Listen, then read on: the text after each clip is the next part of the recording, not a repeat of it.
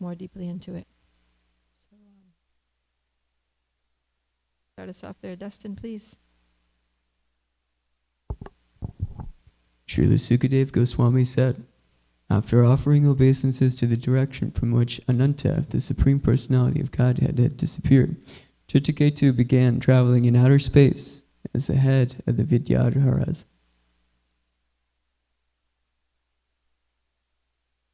Being praised by great sages and saints and by the inhabitants of Siddhaloka and Charnaloka, Chitraketu, the most powerful mystic yogi, wandered about enjoying life for millions of years. With bodily strength and senses free from deterioration, he traveled within the valleys of Sumeru Mountain, which is the place of perfection for various kinds of mystic power. In those valleys, he enjoyed life with the women of Vidyadharloka by chanting the glories of the Supreme Lord Hari.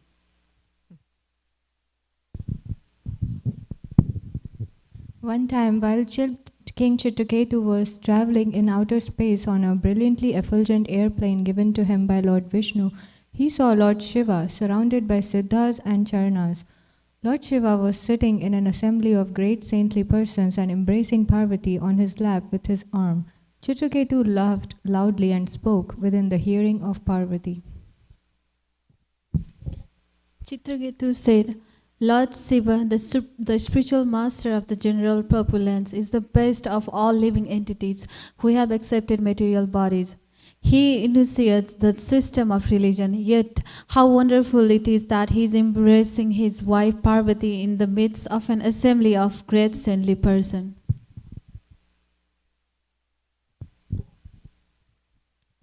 Lord Shiva, whose hair is matted on his head, has certainly undergone great austerities and penances. Indeed, he is the president in the assembly of strict followers of Vedic principles. Nonetheless, he is seated with his wife on his lap in the midst of saintly persons and is embracing her as if were a shameless, ordinary human being.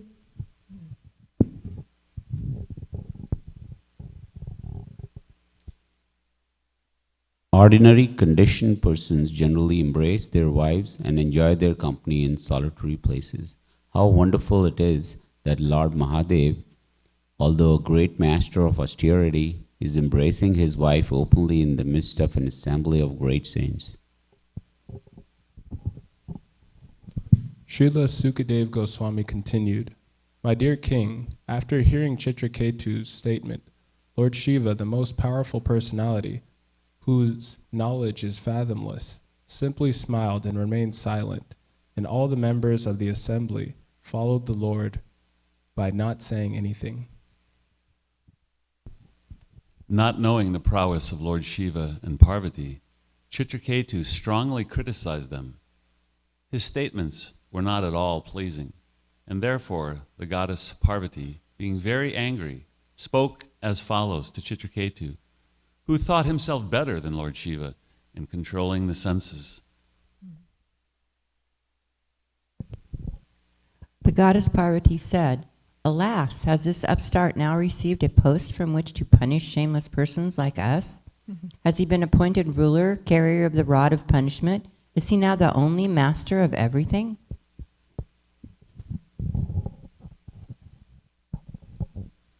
Alas, Lord Brahma, who has taken his birth from the lotus flower, does not know the principles of religion, nor do the great saints like Bhrigu and Narada, nor the 4 Kumaras headed by Sanat Kumara. Manu and Kapila have also forgotten the religious principles. I suppose it to be because of this that they have not tried to stop Lord Shiva from behaving improperly.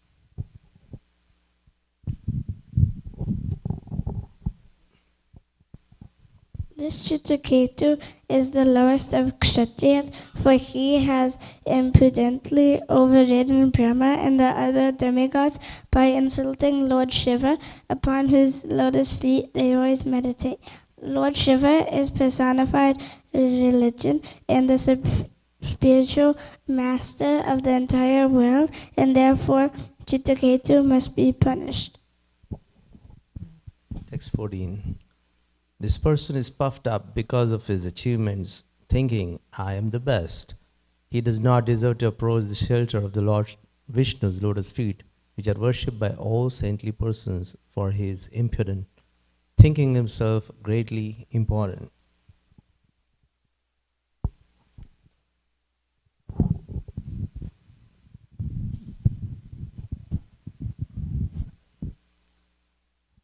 O impudent one, my dear son, now take birth in low, sinful family of demons, so that you will not commit such an offense again towards exile. Saintly persons in this world. Jai. Thank you. That was the last one that we're doing. So, just a little bit of an overview of the section before we get to the verse that we'll read the purport and everything, which is verse 15. So what's happening here is that Chitraketu, we saw in the last chapter that he received a mantra from Narada Muni, and he was chanting the mantra. And within a very short time, because he was so devoted and so attentive to his chanting and so sincere, the Supreme Personality of Godhead, Anantadev, appeared in front of him and gave him blessings. And then as soon as Anantadev left, then Chitraketu got this promotion to the Vidyadhara Loka, one of the celestial planets. And he has all kinds of mystic powers, and he's flying there in a celestial airplane, accompanied by many women, and he's enjoying life there in amongst the Vidyadharas. And he's a chief of the Vidyadharas. He doesn't just become a regular inhabitant of Vidyadhara Loka, but he's kind of like the leader of all the Vidyadharas. So being praised, and he's being praised by even saints and sages on other planets like Siddhaloka and Charanaloka. So he was very well situated, you could say, materially.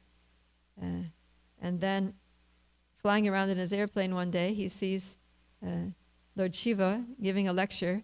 So he's sitting on the Vyasasan with a bunch of saintly people, great personalities from all over the universe, listening.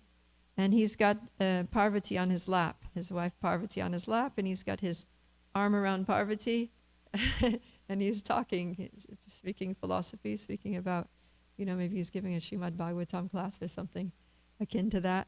And Chitraketu, from his airplane, he looks down and he sees that, and he's thinking, first he glorifies Lord Shiva, so you can see that he has a lot of, appreciation and devotion for Lord Shiva, because he's praising him, saying he's the spiritual master of the general populace, the best of all living entities. He enunciates the system of religion. So he appreciates Lord Shiva. And then it's almost part of his appreciation that he's appreciating that Lord Shiva's doing something that no one else can do. No one else can get away with that, right? Like an ordinary person can't just sit on the Vyasasan, with his wife or husband next to just cuddling there, and while they're giving class. Like, nobody can do that, but Lord Shiva can do it because he's a great personality. He's above fault. He's above and beyond all the rules of etiquette and things like that. So how wonderful it is, how wonderful Lord Shiva is, and how wonderful his activities are, that he can do these sorts of things. But at the same time, it does mention here that because Chitraketu had such an exalted position, that he became a little bit proud. And so he may have been, although he was seeing it as a glory, as a wonderful thing that Lord Shiva could do this, but if he was conscious of his position in relationship to Lord Shiva, he wouldn't have said it quite the way he said it. He wouldn't have, because the way it came out was as a little bit of a criticism, right? That this is not really the appropriate thing to do, but Lord Shiva is doing it anyways. So he was expressing it as how wonderful it is that Lord Shiva can do this, but at the same time, there was a little tinge of his pride in thinking that he had the qualification to say such a thing. So both of these things are playing out here in this pastime. Okay, so then Lord Shiva, how does he respond to this? He simply smiles because he understands the heart of Chitraketu, right? It says here that he's the most powerful personality and his knowledge is fathomless. So because of his fathomless knowledge, he was able to know Chitraketu's intention and his actual evaluation of the situation. And he wasn't offending Lord Shiva the way previously Daksha had offended Lord Shiva by really insulting him very badly, right? Saying all kinds of things about him, that he's dirty and he's homeless and he's, wears skulls around his head and he sleeps in crematoriums, this disgusting personality. He's got he even goes so far as to say he's got like a face like a monkey or something like that. He says some really nasty things. So Chitraketu is not being nasty, and Lord Shiva can understand that. So he simply smiled and remained silent. And then some of the other sages who were sitting there, they might have also been like, what? That was quite a comment, like that. But then when they saw that Lord Shiva just remained silent and it was just silent and smiling there, then they also remained calm and cool. But Parvati did not. Parvati, of course, she's there, she's, see the sages and saints who are in the audience, they're in a mood of, being submissive and hearing and just, submissively and attentively hearing what Lord Shiva is saying. But Parvati's not in the audience. She's on Lord Shiva's lap, so she's feeling like, I'm in a position here where I don't have to just submit to this stuff, I'm not just going to see my husband smiling and think it's okay. So then she uses her position to speak up. And an interesting point here, so first of all, she's like, who does this Chitraketu think he is? Like that he has a right to say something when Lord Brahma didn't say anything, Lord Indra didn't say anything, no one else amongst the heavenly planets nor the sages, has the gall to make a comment on my great husband's behavior. And who is this Chitraketu? Does he think he's the spiritual master of the whole world? Does he think that he's, even greater than Lord Shiva? Like that. And then she says, actually, he's the lowest of Kshatriyas. He's impudent because he's overridden the other demigods, thinking that he's a higher authority than them, that he can pass such a judgment. So how is it that Chitraketu, who's actually a great devotee, who just had a personal darshan with Lord Anantadev, is, getting himself in this predicament where he's trying to kind of praise somebody, but he's getting influenced by pride, and he's getting himself in big trouble here with Mother Parvati. So Srila Vishwanath Chakravarti Thakur comments, he says that the purport here, or the meaning of this pastime, is that the Supreme Personality of Godhead wanted to bring Chitraketu to Vaikuntha Loka as soon as possible. The Lord's plan was that Chitraketu be cursed by Parvati to become Vritrasura, so that in his next life he could quickly return home back to Godhead. So this was all the Lord's mercy, right? And we are reading in Bhagavad Gita, in our Bhagavad Gita classes at Krishna House, how a devotee perceives happiness and distress. Because in the end of chapter 2, Krishna's teaching Arjuna about the characteristic of a person who has transcendental consciousness, right? The Stita Di Muni, one who is Stita Pragya, situated in transcendental consciousness. And he says the person is equipoised in happiness and distress.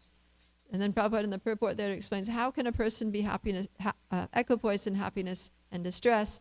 He says that when happiness comes, he considers it the mercy of the Lord. It's the grace of the Lord.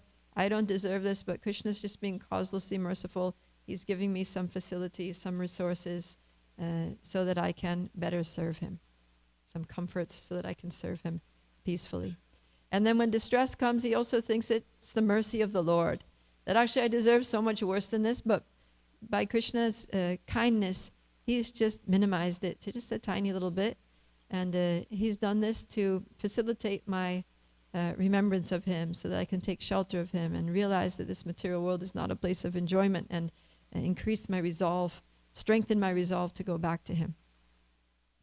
So sometimes the Lord puts us in what appears to be adverse situations, but actually everything that Krishna does, everything Krishna arranges in the lives of a devotee, which is basically everything in the life of a devotee for a surrendered soul, it's all Krishna's mercy. It's all for the devotee's benefit. So even being cursed here by Parvati, to become a demon is the Lord's mercy, so that to speed up his journey back home, back to Godhead. And Prabhupada writes here that there have been many instances in which a devotee acting as a demon has been brought to the kingdom of God by the mercy of the Lord. Can anyone think of any examples of? Yes, Yasha. Go ahead.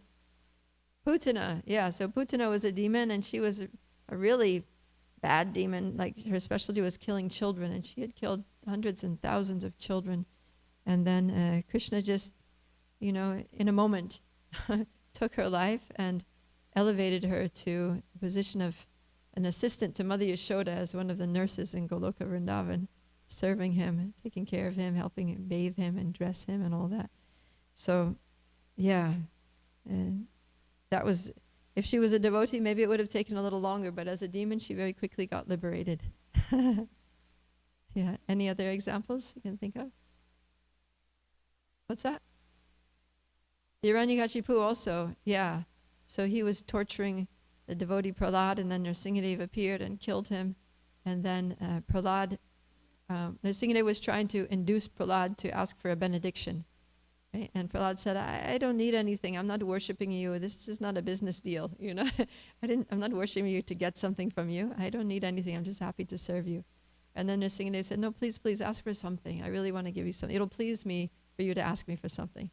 He said, okay, please, my only request is that my father be liberated from the cycle of repeated birth and death. And then Nrsingadev said, what to speak of your father?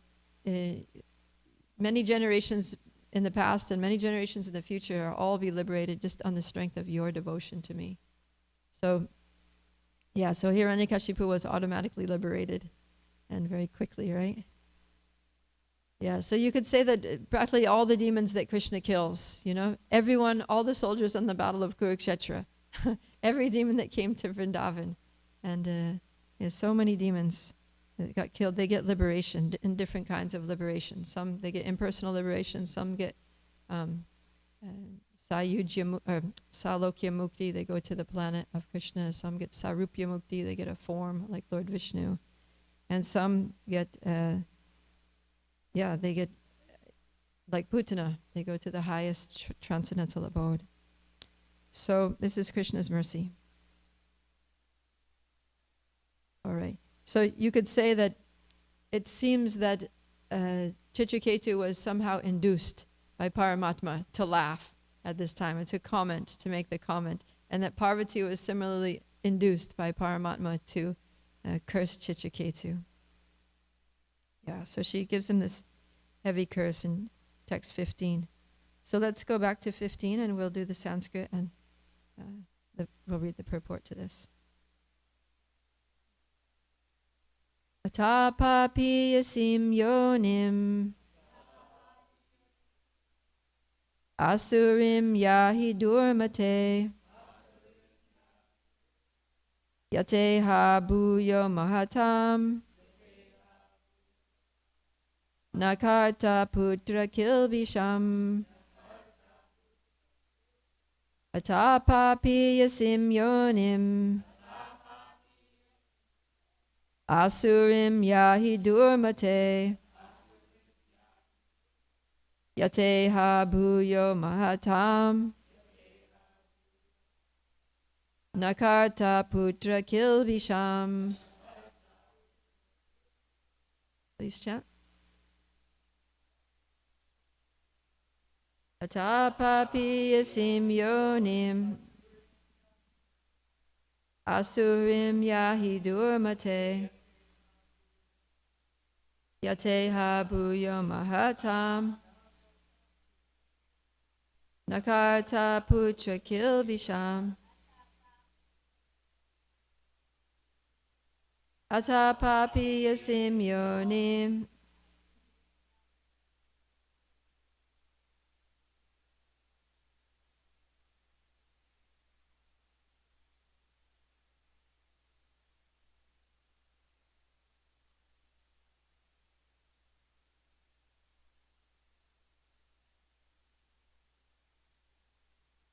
yasim yonim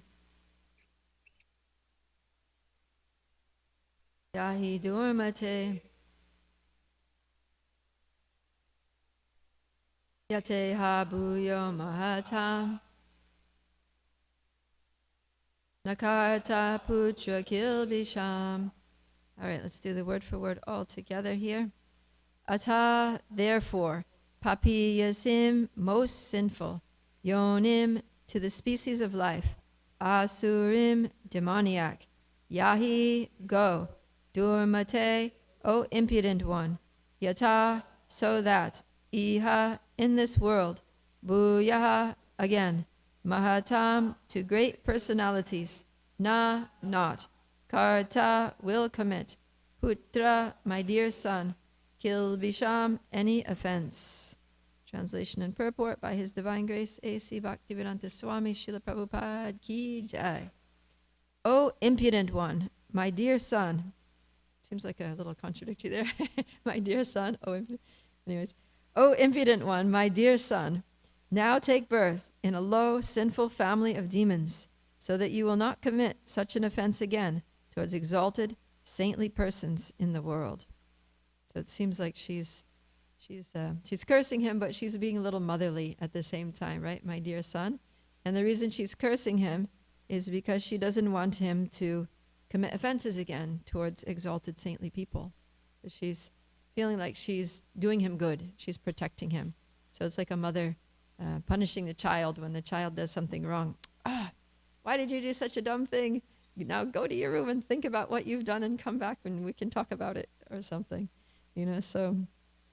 Yeah, you've been very foolish, my dear son, and now you have to accept some punishment for that. So, purport. One should be very careful not to commit offenses at the lotus feet of Vaishnavas, of whom Lord Shiva is the best. While instructing Srila Rupa Goswami, Sri Chaitanya Mahaprabhu described an offense at the lotus feet of a Vaishnava as Hati Mata, a mad elephant. When a mad elephant enters a nice garden, it spoils the entire garden. Similarly, if one becomes like a mad elephant and commits offenses at the lotus feet of a Vaishnava, his entire spiritual career is halted. One should therefore be very careful not to commit offenses at the lotus feet of a Vaishnava. Mother Parvati was justified in punishing Chitraketu, for Chitraketu impudently criticized the Supreme Father, Mahadev, who is the father of the living entities conditioned within this material world. The goddess Durga is called Mother, and Lord Shiva is called Father. A pure Vaishnava should be very careful to engage in his specific duty without criticizing others. This is the safest position. Otherwise, if one tends to criticize others, he may commit the great offense of criticizing a Vaishnava. Because Chitraketu was undoubtedly a Vaishnava, he might have been surprised that Parvati had cursed him. Therefore, the goddess Parvati addressed him as Putra, or son. Everyone is the son of Mother Durga, but she is not an ordinary mother. As soon as there is a small discrepancy in a demon's behavior, Mother Durga immediately punishes the demon so that he may come to his senses. This is explained by Lord Krishna in Bhagavad Gita 7:14. Daivihesha gunamayi mama maya duratyaya mameva ye prapadyante mayam etam tarantite. This divine energy of mind, consisting of the three modes of material nature, is difficult to overcome, but those who have surrendered unto me can easily cross beyond it. To surrender to Krishna means to surrender to his devotees also, for no one can be a proper servant of Krishna unless he is a proper servant of a devotee. Chadiya Vaishnava Seva Nistara Payeche Keba.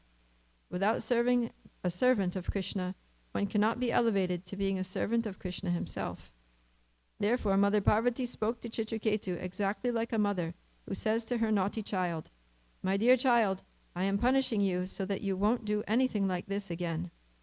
This tendency of a mother to punish her child is found even in Mother Yashoda, who became the mother of the Supreme Personality of Godhead. Mother Yashoda punished Krishna by binding him and showing him a stick. Thus it is the duty of a mother to chastise her beloved son, even in the case of the Supreme Lord. It is to be understood that Mother Durga was justified in punishing Chitraketu.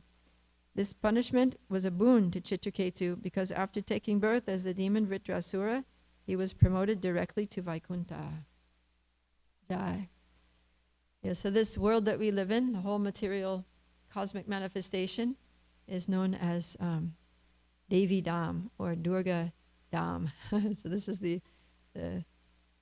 Durga Devi is the presiding goddess of the whole material cosmic manifestation. And so, yeah, she's in charge of punishing the conditioned souls. So you see the deity of Durga Devi, she has something like 10 arms, and in each arm she has a different weapon, right? And she's there very ferociously on a tiger, right? She's her carrier is a tiger, and she's a ferocious carrier, and she's similarly ferocious. And so her job is to basically administer the reactions of karma to all the conditioned beings in this world.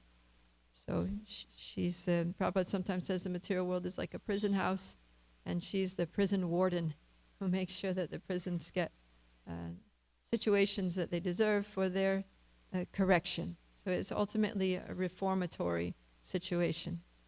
And yeah, it's nice to think of this, that Parvati or Durga Devi, who is managing this world and meting out punishments to the conditioned soul, is also a mother.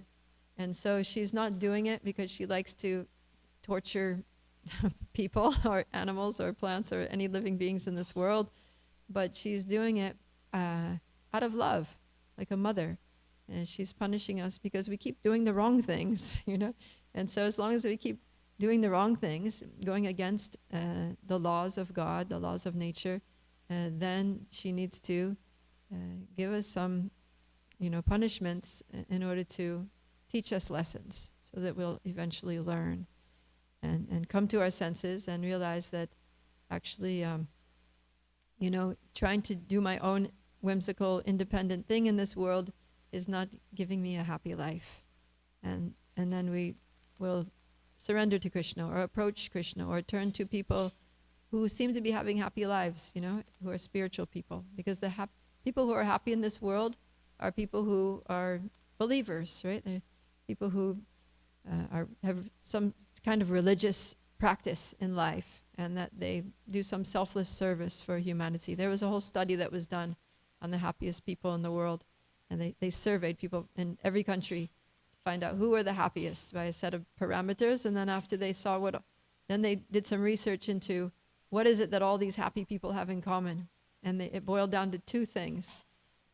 One is that they believe in God and they follow a religious path, and two, that they sacrifice some of their time or money in doing charitable work, voluntary work for others.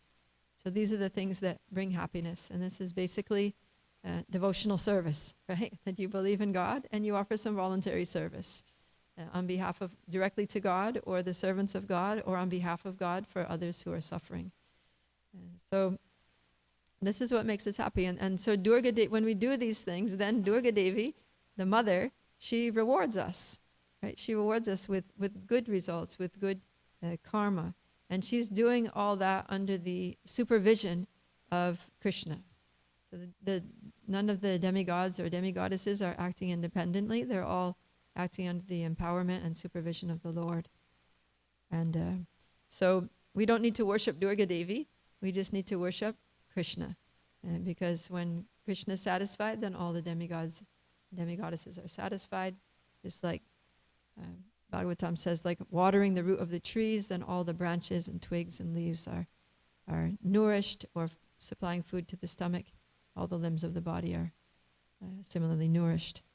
So the nice thing here, well, the danger in this world is that we can sometimes become proud of our position, right? Even as devotees. So Chitraketu was a devotee, and he received some good results of being a devotee, but the problem was that he became proud. So that's one of the dangers of advancing in Krishna consciousness, right? There are dangers to being an advanced devotee. And one of those dangers is that, you know, people will start to respect you. You know, they'll start to give you special treatment that maybe just new devotees don't get. They'll give you a special seat. They'll give you, you know, special prasadam, and they'll treat you differently. And you may start thinking, oh, this is very nice, and that I actually deserve this. After all, I've dedicated decades of my life to the service of Krishna. And, I've been studying Prabhupada's books for so long. So, please, just accept me as your mentor and ask, I'm qualified to give you shelter, and, rightly so that you're coming to me. So if we start thinking like that, then that becomes problematic, because as soon as we think that we're better than others, then that puts us into illusion, because on the spiritual platform, we're all actually equal. And whatever knowledge we have, whatever abilities we have, whatever advancement we've made, that's due to the mercy of Krishna and to Vaishnavas. So we should always give credit. Remember all those devotees that have helped us. By the mercy of the Vaishnavas, that I have some knowledge. By the mercy of the Vaishnavas and Krishna, I'm able to speak something that inspires others, or do a service that is valued, or I've managed to just continue chanting my 16 rounds for all this time. It's not due to any qualifications of my own, I'm just a fallen soul here in the material world, totally in ignorance, and the devotees picked me up out of the gutter, and it's all to their credit. And Krishna has helped me so much. It's to his credit. So Prabhupada writes here in the first line of the previous purport, he says, if a devotee thinks that he is very much advanced in devotional service, he is considered puffed up and unfit to sit beneath the shelter of the Lord's lotus feet. I thought that was a very strong statement, something to meditate on. That if we think that we're very advanced in devotional service, then we become unfit, actually, to sit beneath the shelter of the Lord's lotus feet. When we first come to Krishna consciousness, we're really seeking shelter. There are 4 kinds of people that come to Krishna: the distressed, those desiring wealth, the inquisitive, and those who are after knowledge of the absolute truth. So in all 4 of these cases, there's a need for shelter, right? Especially if we're for the person distressed too. In Kali Yuga, that's the most common type of person that comes to Krishna, those who are in distress. So they're looking for shelter, they're looking for help with their life. They're looking for peace and tranquility and support, from someone who actually is all powerful and can support them. But then having taken shelter of Krishna and received that shelter and received the blessings of Krishna and devotees to advance, then after some time, they might start thinking, oh, hey, I'm a really advanced soul here, and I'm in a position where I can actually, not only help others, but also correct others and criticize others and, point out their faults and things like that. And we can develop a fault-finding mentality.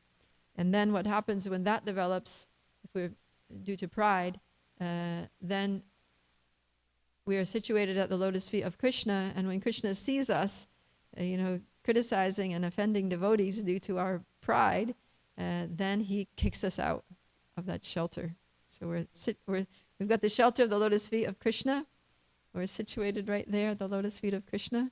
And then and Krishna takes his beautiful lotus feet and kicks us out. And that's what happens, if we start offending devotees too much, then we lose our taste for spiritual life. And it becomes difficult to chant Hare Krishna. It becomes difficult to read Srila Prabhupada's books and really get absorbed into them. We lose our taste for hearing, and we start seeing the processes of devotional service as just ordinary things. We start seeing Krishna Prasadam as ordinary food. We start seeing devotees as ordinary people. And then before you know it, we stop coming. We leave the association of devotees. So this is what happens when we offend devotees. So there are, in 2 of the purports in this section, Srila Prabhupada quotes a very important verse, which is composed by Sri Chaitanya Mahaprabhu for our benefit. Trinadapi sunichena tarorapi suhishnuna amanina manadena kirtaniya sadahari. That one should chant the holy name of the Lord in a humble state of mind, thinking oneself lower than the straw in the street, and one should be more tolerant than a tree, devoid of all sense of false prestige, and ready to offer all respect to others. In such a state of mind, one can chant the holy name of the Lord constantly. Srila Prabhupada writes, unless one is humble and meek, one cannot qualify to sit at the lotus feet of the Lord. So, we can all, especially those of us who have been around for many years, we can think back to the day that we joined. I remember when I joined in London Temple, I was so grateful to be in the temple, and just every devotee in the temple, even the newest bhakta. Of course, when I was the newest bhaktin, even the person who had joined, 2 months before me, I just saw everybody as a pure devotee, Everybody was just amazing and pure and knowledgeable and saintly and glowing and like that. And I felt like I just wanted to observe everyone and learn from everyone and hear from everyone and serve everyone. And I felt like, I was the black dot on the white sheet. Everyone else was just so pure. And I was just like, thinking it's amazing that these saintly devotees have even accepted me, into the ashram here. Or they're even allowing me to stand in the temple room here and chant Hare Krishna with them. So, but then years go by and you start thinking, and you start seeing little discrepancies and, faults and shortcomings and room for improvement amongst the assembled devotees. And as you make advancement yourself, you start thinking, oh, I chant so nicely, this person sleeps during japa. Or, I've distributed so many books, this person is useless. Or, you start thinking that you're better than some of the devotees. And then that's when we get into trouble. That's when our spiritual advancement slows down. When we first come to the temple, because we have that humble attitude, seeing everyone as exalted, we make so much advancement in those first weeks or months, right? But then as soon as we start getting into fault finding, it's like, it's like the brake, someone slams on the brakes of our devotional progress. So, yeah, and Krishna, having accepted us in the shelter of his lotus feet, he kind of, nudges us aside with the heel of his lotus foot, and things slow down. So we need to be very, very careful, because this is the one thing that can really destroy our spiritual lives. Otherwise, there's never any loss or diminution in our spiritual advancement. Even life after life, at the end of this life, we carry our spiritual credits with us. But Vaishnava aparad is the one thing that can really liquidate our spiritual bank account, or at least freeze it so that we don't have access to it. Like when your account gets frozen because there was some fraudulent transaction or something, you you can't use anything, you can't use your card, you can't withdraw money. You're just you may have millions of dollars in the bank, but you're like a poor person because you have no access to it. So it's like that. So, yeah, this is a warning. We can take a warning from the example of Chitraketu to not become proud and to be very careful, Seeing that no one else in the assembly criticized Lord Shiva, he should have been like, oh, all right, no one else is saying anything, I think I'll just be quiet too, or leave it to someone else, like Brahma. If this is wrong, then leave it to Lord Brahma to correct him. Don't let me be the person to correct him. I need correction myself, So, like that. Okay, so we have some time. I'd like to open it up for questions or comments. You did? Oh. Okay. Why don't you just...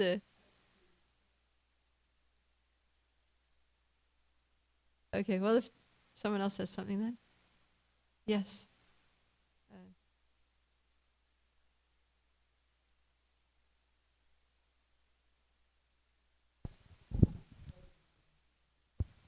Okay.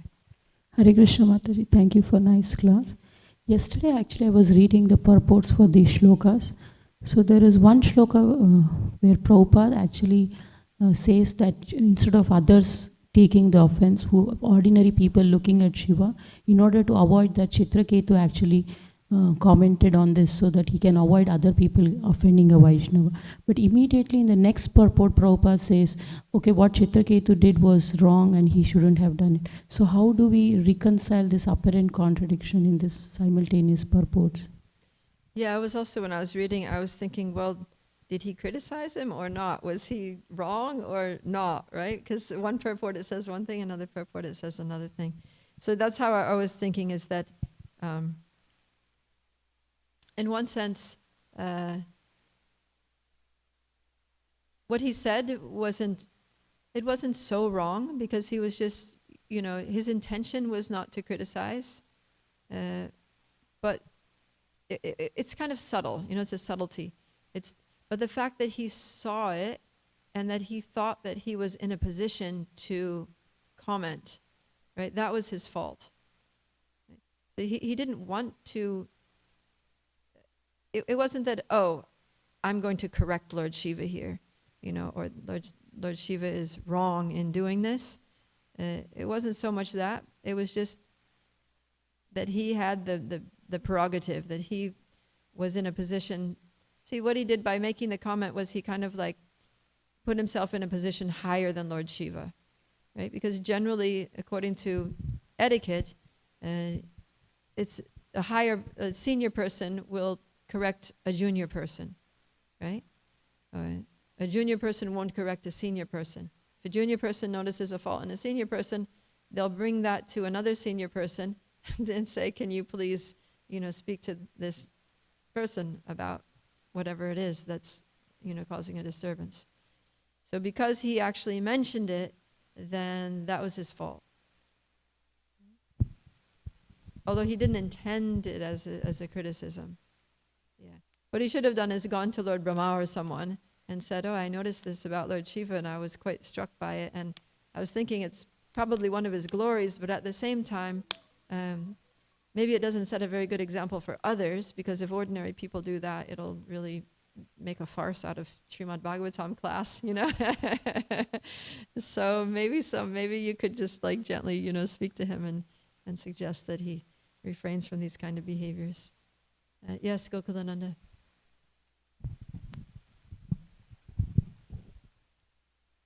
I was thinking about this, like Bhagavad Gita talks about there is not just one reason behind any action. There are 5 reasons. We are not getting into those details. But then I was thinking, whenever Supreme Lord, who is a multitasker, he has to give many lessons. Yeah. Because there are so many different types of devotees at different levels approaching Srimad Bhagavatam. So there are different lessons given to the different level of devotees. Mm-hmm. So I was thinking, just like Parishit Maharaj case, it was ordained by the Supreme Lord. That is the topmost understanding. But then there are lessons also, like Parishit Maharaj became angry.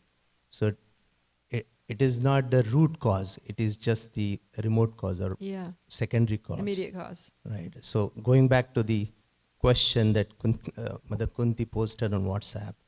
So the pride is just like Parishit Maharaj's anger. It is not the primary cause. The primary cause, as Mother Prabhupada Priya explained, right, Vishwanath Chakravarti Thakur brings Krishna. up. So it is ordained by the Supreme Lord.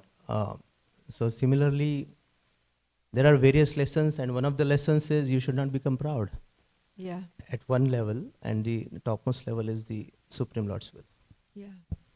Yeah. Another thing we can learn here that I wanted to bring out was that even if a person is cursed by a great personality, it's always a blessing. So that's what's happening here, is that Parvati is cursing Chitraketu, but it's for his own good, right? It turns out to be a blessing, because why? He goes back to Godhead quick. And we see other examples of that, like when, like Parikshit, he was cursed by this Shringi. But then it turned out to be a blessing, because same thing, Parikshit went back to Godhead in 7 days, right? Otherwise he would have stayed as king, governing the country and dealing with, criminals and making policies and, doing yagyas and things. But he went back to Godhead in 7 days. And also when Narada Muni cursed the sons of Kuvera, Manigriva and Nalakuvara. They became trees in the courtyard of Nanda Maharaj, and they got to witness the childhood pastimes of Krishna in Vrindavan, and ultimately to be liberated by Krishna himself personally in the Damodar Leela. So we don't have to be afraid of being cursed, but we should avoid making offenses. But if it just so happens that somebody, maybe we didn't even do anything wrong and we get cursed, but we shouldn't be afraid, you know. Whatever happens in our lives is good, because Krishna is all good, and he's our well-wisher, and especially for devotees, he's taking special care. So whatever happens, whether curse or a blessing, whether we're praised or blamed, in victory or defeat, happiness and distress, for better or for worse, just stick to Krishna, and with good faith that everything's all right. Yeah.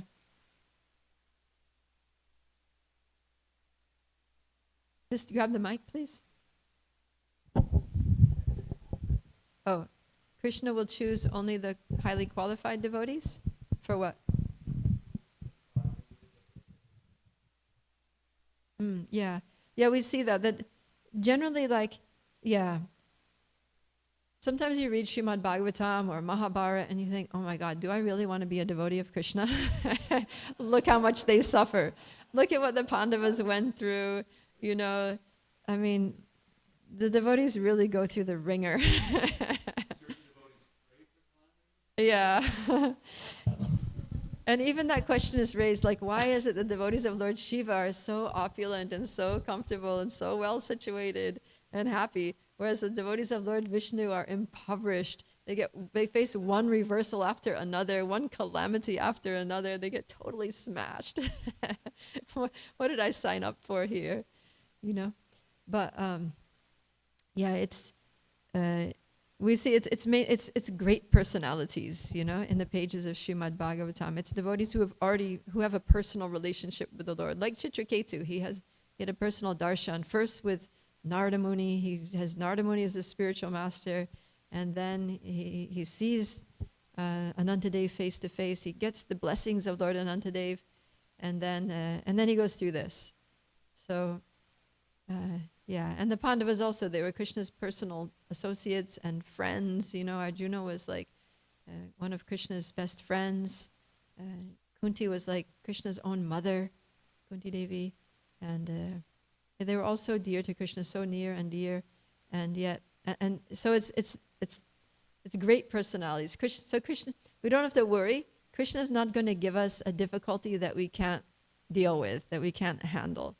And so the more advanced one becomes in Krishna consciousness, then the more the difficulties, the tests become a little harder, more challenging. But it's Krishna's way of just kind of keeping us in our stretch zone, right? He's not going to crush us, but nor is he going to keep us in the comfort zone where we're just going to stagnate and become complacent. He's always going to put some little thing in there to keep us on our toes and keep us praying to him and keep us, you know, turning to senior devotees for help and guidance because we're bewildered about the situation and what to do. And in that way, staying in the association of devotees, continuously being reminded of our helpless position and taking more and more shelter of the Lord. And also that protects us from committing offenses, because when Krishna puts us into a tailspin and we, don't know how to deal with the situation, we're just like, oh my God, my life is a mess, what do I do? Then we go to devotees, and then we realize we appreciate the devotees more and more. And then we're less likely to offend devotees, because we'll know that, okay, this devotee may have some fault or some lacking or whatever, but at the end of the day, this is the person that's going to save me. This is the person who's going to be there for me when I'm having trouble, when I need someone to save me prasadam, or take care of me when I'm sick, or be there to chant Hare Krishna at my bedside when I'm leaving my body, or you know what I mean? This is our community. These are the people who support us at every step, who do everything for us, who take us, give us a ride to the airport, who come to the hospital with prasadam when we're sick, who, and it may be the very person that you thought, that you saw a fault in, that is the person who does that for you, you know? And generally Krishna arranges things like that, you know, just to make sure that we appreciate devotees. So, yeah, Krishna is always helping us. And so he sends, and he helps us through the devotees. So we have to always appreciate the devotees, overlook the faults, and see the service that they're doing. That's a quality. And that's what Rupa Goswami advises in Nectar of Devotion, to just overlook the faults and try to see this person's chanting Hare Krishna. What a rare soul. Who in this planet, how many people on this planet are chanting 16 rounds a day, or even 1 round a day, or even coming, you know, to see Shri Shri Radhakala Chanji and, you know, offer something, offer some prayers or bring some donation for them or something. It's a very, very rare soul in this world. So anybody who's basically in our community, anybody that, you know, we cross paths with in service is a great, great soul. Sa Mahatma Sudurlabha, and is very dear to Krishna. So understanding that, recognizing that will protect us from committing offenses to devotees, and also realizing our dependence on the devotees. So we learn all these things in Srimad Bhagavatam by the grace of Shukadeva Goswami, Srila Vyasadeva, all the personalities that take part in these pastimes, and all of our acharyas, especially Srila Prabhupada, who explains everything in his wonderful purports. So I'll wrap it up here. Grantra Srimad Bhagavatam ki jai, Srila Prabhupada ki jai, Gaura Premanandi, Hari Hari Bo.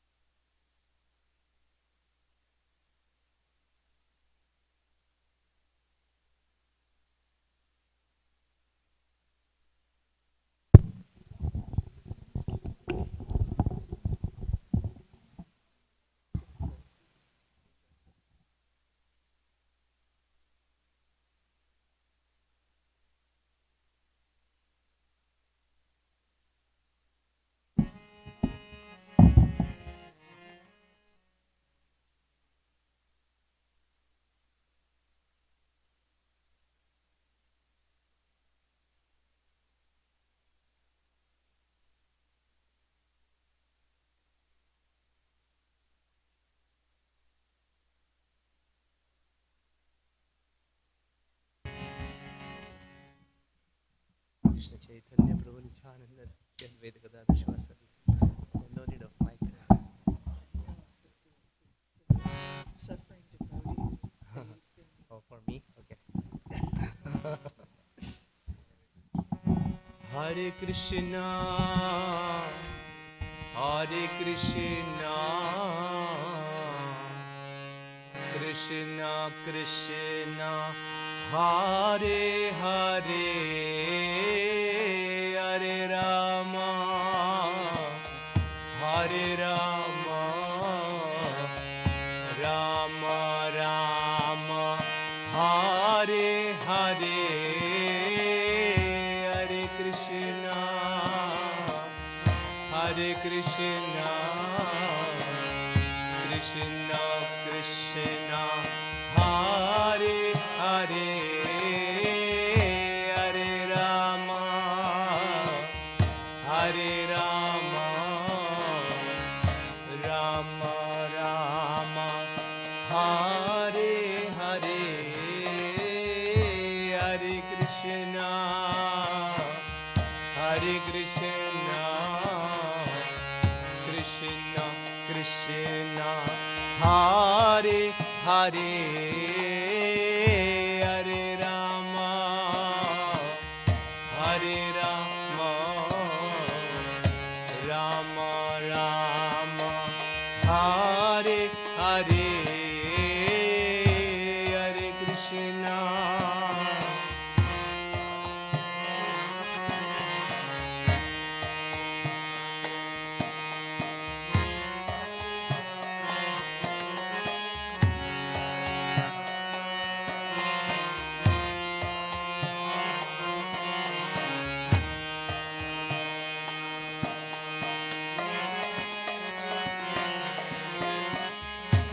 Hare Krishna, Hare Krishna, Krishna Krishna, Hare Hare, Hare Rama, Hare Rama, Rama Rama, Hare Hare, Hare Krishna,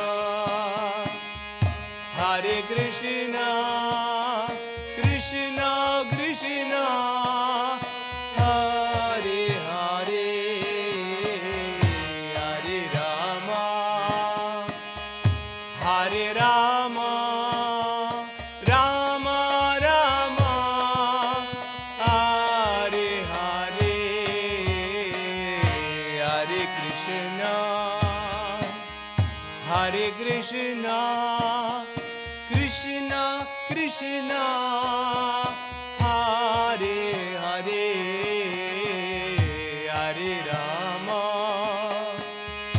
Hare Rama, Rama Rama, Hare Hare, Hare Krishna.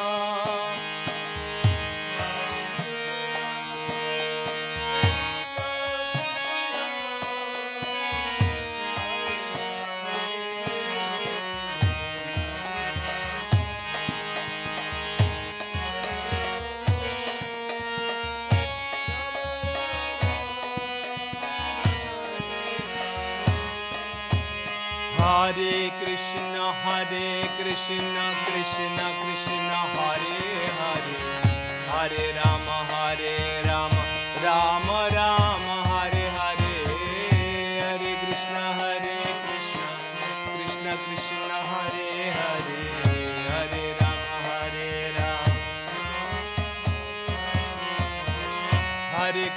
Hare Krishna, Krishna Krishna, Hare Hare, Hare Rama, Rama Rama, Hare Hare, Hare Krishna, Hare Krishna,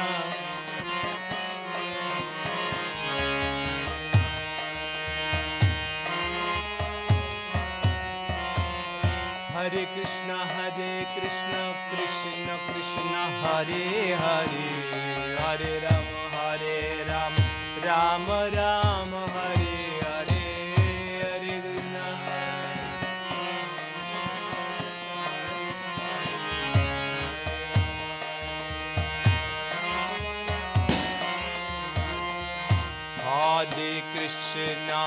Hare Krishna, Krishna Krishna, Hare Hare, Hare Rama, Hare Rama, Rama Rama, Hare Hare, Hare Krishna.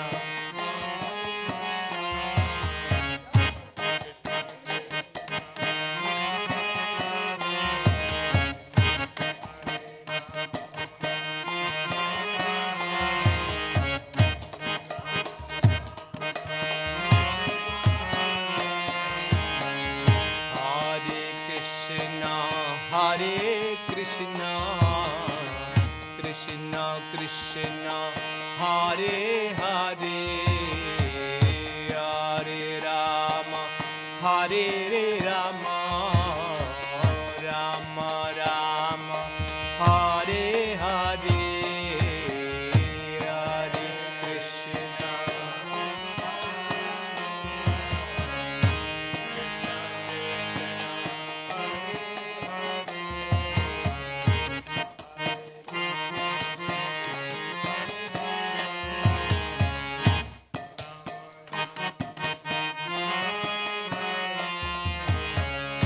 Hare Krishna, Hare Krishna, Krishna Krishna, Hare Hare, Hare Rama, Hare Rama, Rama Rama, Hare Hare, Hare Krishna.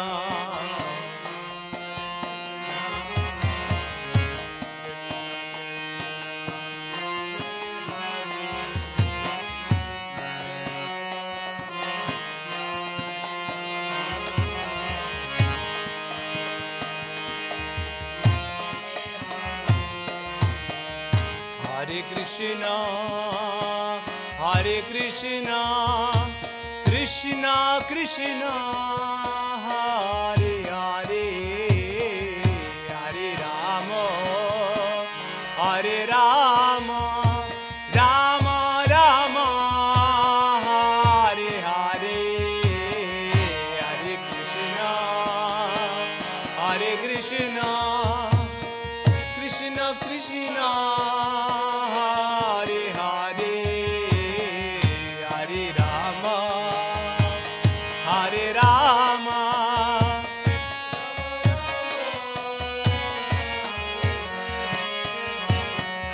Hare Krishna, Hare Krishna, Krishna Krishna, Hare Hare, Hare Rama, Hare Rama, Rama Rama, Hare Hare, Hare Krishna.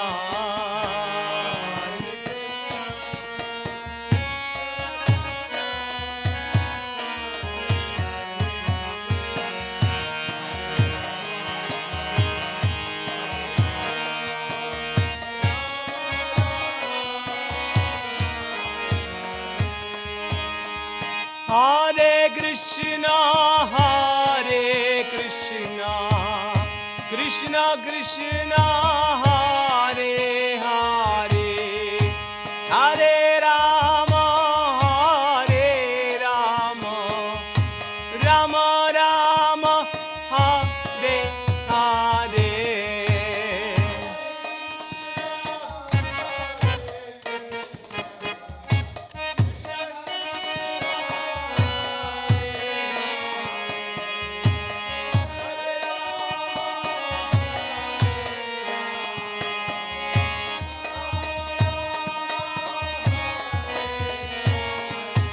Hare Krishna, Hare Krishna, Krishna Krishna, Hare Hare, Hare Rama, Hare Ram, Ram Ram, Hare Hare.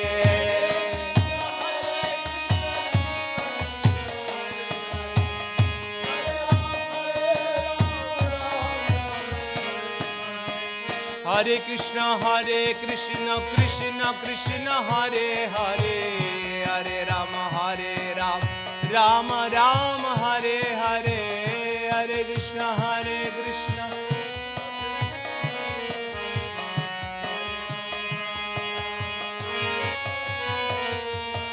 Hare Krishna, Krishna Krishna, Hare Hare, Hare Rama, Rama Rama, Hare Hare, Hare Krishna, Hare Krishna.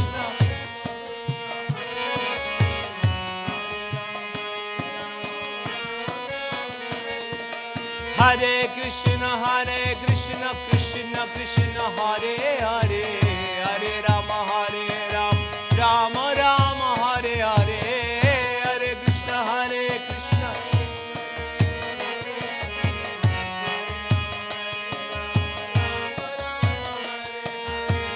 Hare Krishna, Krishna